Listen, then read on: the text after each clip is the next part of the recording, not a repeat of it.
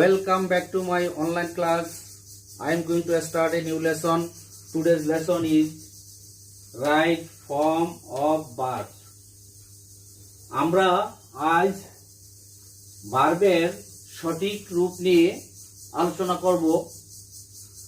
ভার্বের সঠিক রূপ শিখতে হলে আমাদের ভার্বের যে তিনটি ফর্ম আছে, present, past, past participle form, এগুলো শিখতে হবে। স্টুডেন্টস, ডিয়ার স্টুডেন্টস, তোমরা রাইট ফর্ম অফ ভার্ব শেখার পূর্বে তোমাদের বই থেকে ভার্বের সঠিক ফর্মগুলো শিখে নিবে।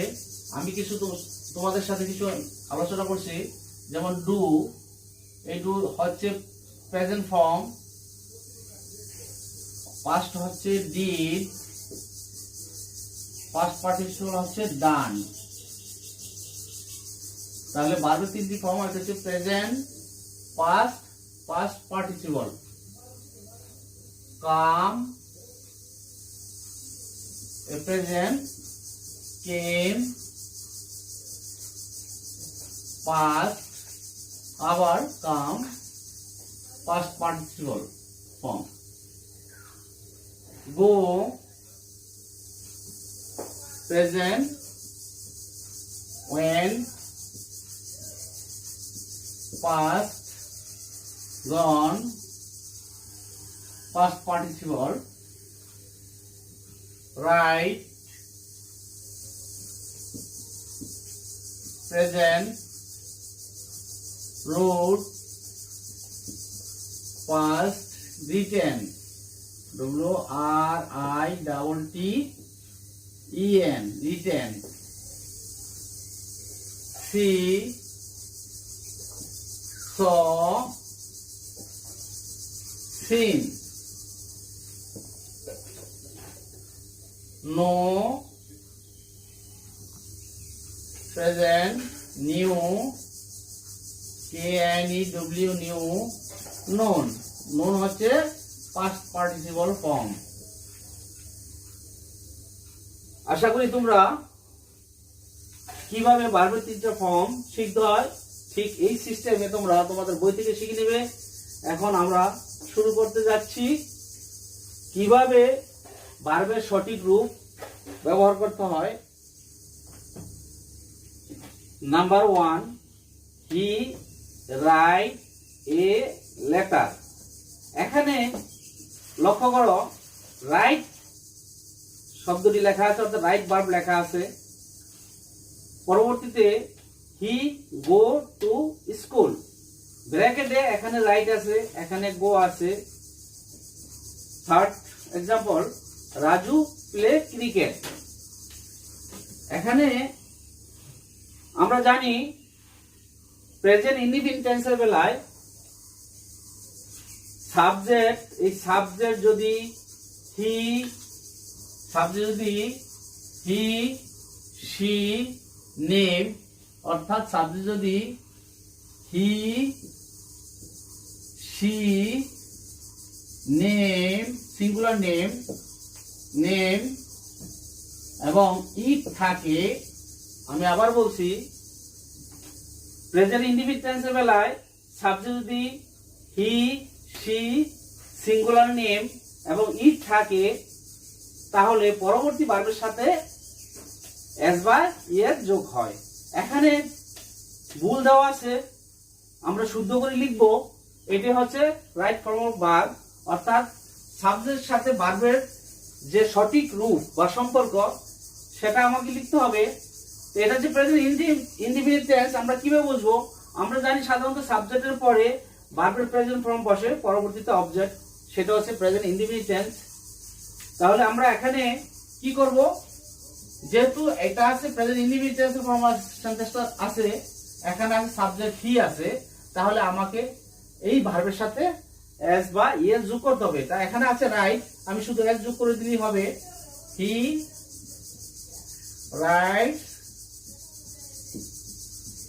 Write a letter.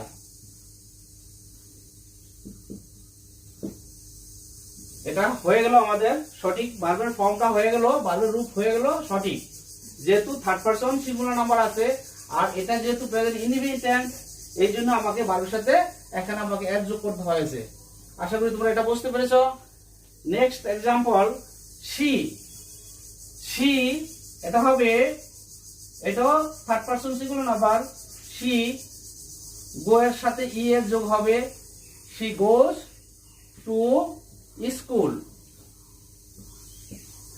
আশা করি এটাও বুঝতে পেরেছ। নেক্সট, এটা হচ্ছে সিঙ্গুলার নেম, রাজু।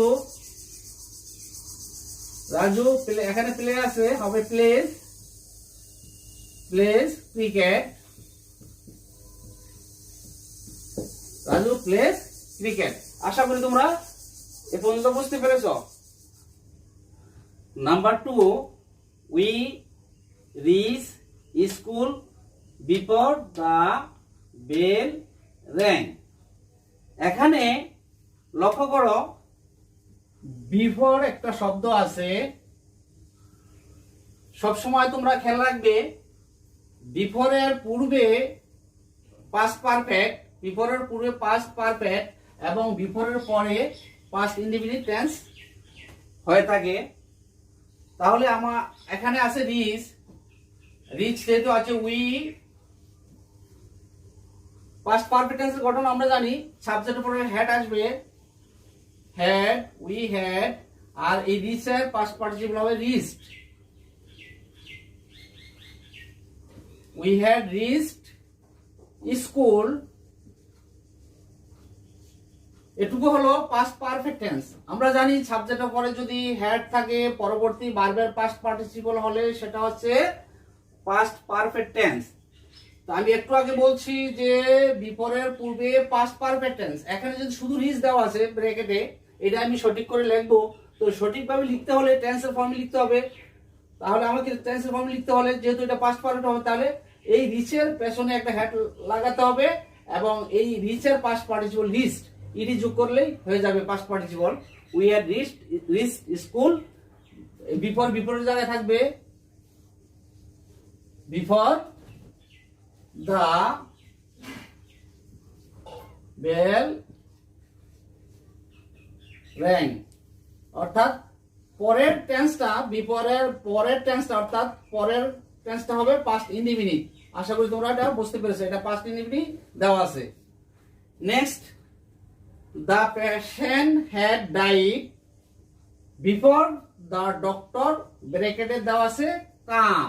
এখানে কাম দেওয়া আছে, ভুল দেওয়া আছে, আমরা শুদ্ধ করে লিখবো।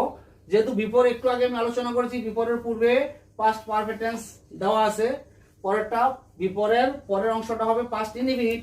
এখানে পাস্ট ইনডিফিনিট লিখতে হলে আমাকে সাবজেক্টের পরে ভার্বের পাস্ট ফর্ম লিখতে হবে। এখানে প্রেজেন্ট ফর্ম দেওয়া আছে, তাহলে এই সাবজেক্ট, আচ্ছা, the patient had died before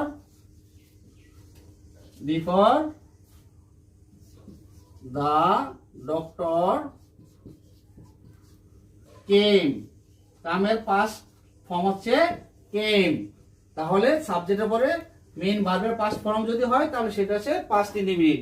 তাহলে আমরা বুঝতে পারলাম বিফোরের পরে পাস্ট ইনডিফিনিট টেন্স হয়, এই জন্য আমি পাস্ট ইনডিফিনিট ফর্মে লিখলাম। আশা করি তোমরা এটাও বুঝতে পেরেছো। নেক্সট, নাম্বার 3, দা পেশেন্ট, এখানে আছে die after the doctor had কেম দেওয়া আছে। এখানে আমাকে এই ডাই ভুল দেওয়া আছে, কেমও ভুল দেওয়া আছে, আমাকে ভার্বের সঠিক ফর্ম অথবা রাইট ফর্ম অফ ভার্ব লিখতে হবে। এই আফটার দেওয়া আছে, এখানে আফটারের পরে যে ভার্ব আসবে সেটা হবে পাস্ট পারফেক্ট, আর আফটারের পেছনে যে ভার্ব আসবে সেটা হবে পাস্ট ইনডিফিনিট। তোমরা লক্ষ্য রাখবে, আফটারের পরে পাস্ট পারফেক্ট টেন্স হয়, আর পূর্বে পেছনে হয় পাস্ট ইনডিফিনিট, পরে হয় পাস্ট পারফেক্ট। আমরা সেভাবে কাজ করব। তাহলে কি হবে, যদি পেছনে পাস্ট ইনডিফিনিট হয় তাহলে কি করতে হবে, আমরা জানি সাবজেক্ট হবে মেইন ভার্বের পাস্ট ফর্ম, তাহলে পাস্ট ইনডিফিনিট হয়ে যায়। দা patient,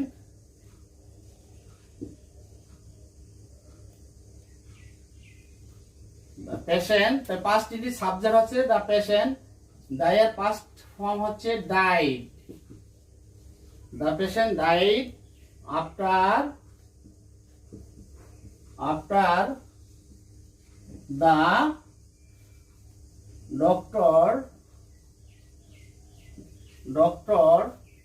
এখানে হেড দেওয়া আছে, হেড এর পরে পাস্ট পার্টিসিপল, ভার্বের ফর্ম পাস্ট পার্টিসিপল, অর্থাৎ পাস্ট পারফেক্ট টেন্স হবে, হেড কাম। আশা করি তোমরা এটাও বুঝতে পেরেছো। Next example number 4, no sooner had I reach, এখানে ব্র্যাকেটে রিচ দেওয়া আছে the station, then the train, এখানে এটা লিখবো আমি দ্য ট্রেন লিভ। এখানে রিচ ভুল দেওয়া আছে, লিভও ভুল দেওয়া আছে, আমাকে সঠিকভাবে লিখতে হবে, ভার্বের সঠিক ফর্ম লিখতে হবে। তাহলে কিভাবে লিখবো? নো সোনার হেড যদি থাকে পরবর্তী সাবজেক্টের পরে ভার্ব সবসময় পাস্ট পার্টিসিপল হবে, অর্থাৎ এটা হবে পাস্ট পারফেক্ট ফর্মে হবে। অর্থাৎ no sooner had I reached the station হবে নো সোনার হেড আই রিচের past participle reached the station, এটা হয়ে গেল পাস্ট পারফেক্ট টেন্স। অর্থাৎ আমি স্টেশনে, একটু অর্থ হচ্ছে আমি স্টেশনে পৌঁছতেই দেন আসে, নো সোনার পরে সবসময় দেন আসে, দেন দ্য ট্রেন, এই লিভের পাস্ট ফর্ম হচ্ছে লেফট, LEFT, অর্থাৎ এই দেন এর পরের টেন্সটা হবে past indefinite, the train subject, এই লিভের পাস্ট ফর্ম লেফট। আশা করি তোমরা এটা বুঝতে পেরেছো। I hope that you have understood today's lesson clearly. I wish you best of luck. Thank you very much.